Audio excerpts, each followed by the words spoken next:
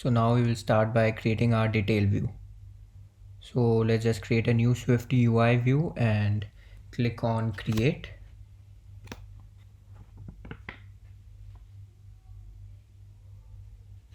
So in order to create our detail view, we would actually be needing some images as well.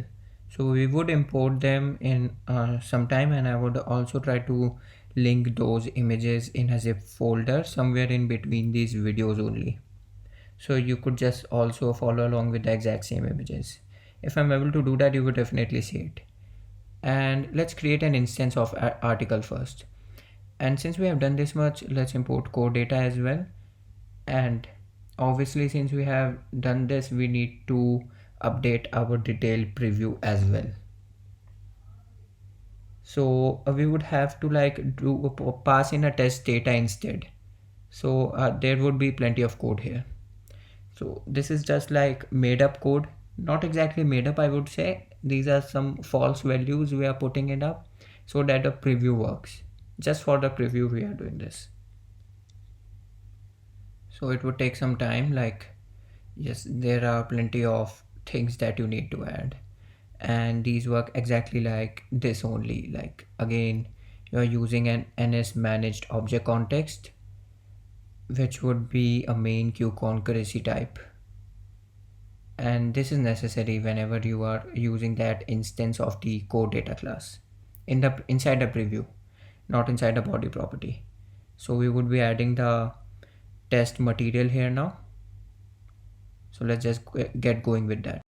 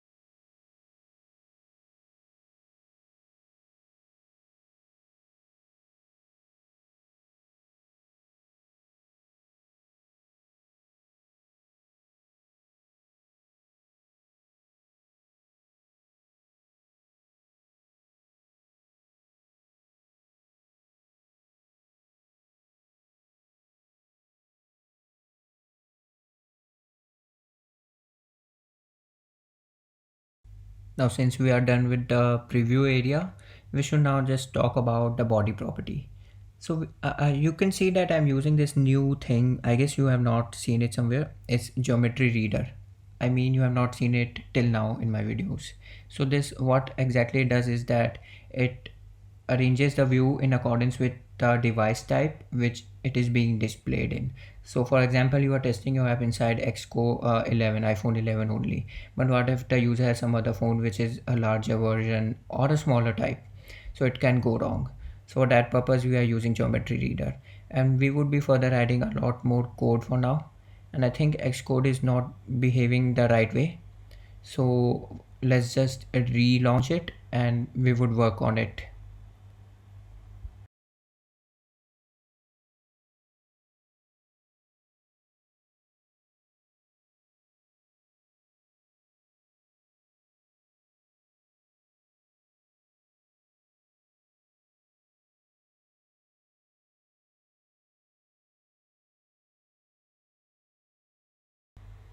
So I just quickly added those images. These are really normal images. I used them and downloaded them from unsplash.com, and you can also get them. They are like easily available, and they have like really a large range of photos, free to use images.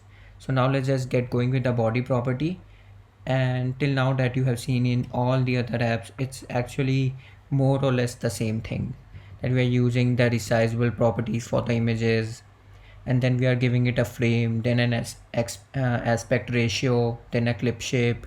And you can see that I have been adding functional everywhere, and this is actually the default image. Suppose if the user forgets to add any genre which we have given as a complete optional, then the tech one would show up. So this is what exactly it is. So now let's just get going, and then we would add some code for text, like what it should be showing inside the view, right?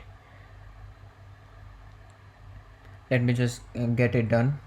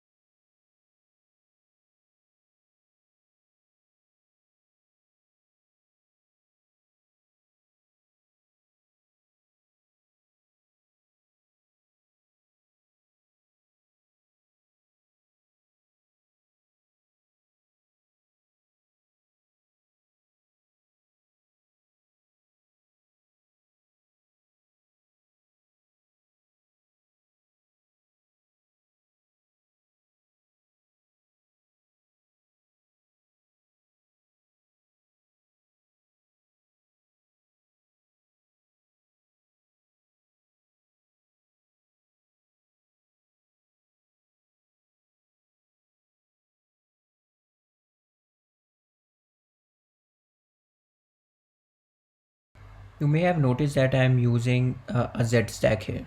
It's because of the fact that I would be showing that genre text at a really like bottom right of the main image, so it will look much more presentable. It's like a common UI showcase, and you could just arrange it anywhere you like. I just did it this way.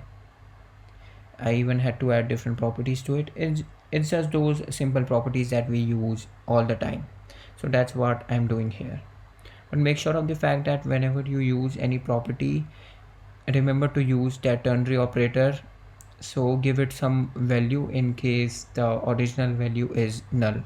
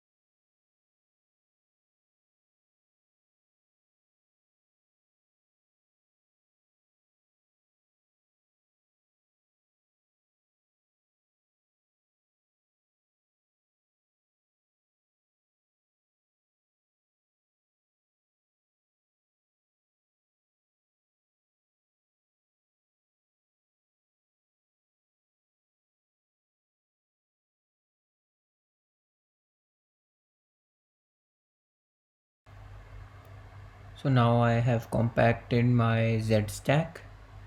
I folded it, and you can just do that too also by clicking on curly braces with command pressed. So it just folds it, gives you the option to fold. And now you can add a navigation title to here as well. You can say it's a detail view or whatever you want. It's totally up to you. And once you are done with this, we are essentially done with our detail view actually.